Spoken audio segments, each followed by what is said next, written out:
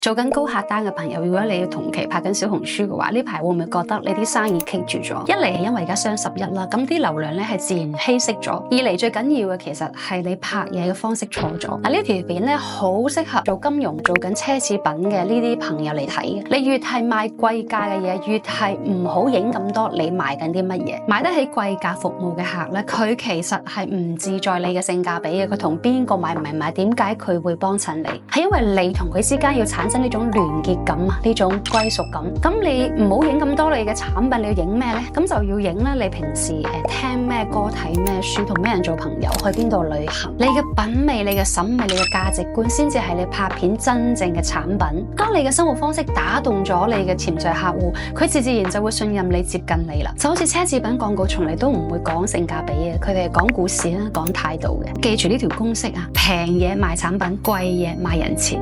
我準備咗一份自媒體嘅資料，需要嘅話留言資料，我分享俾你啊。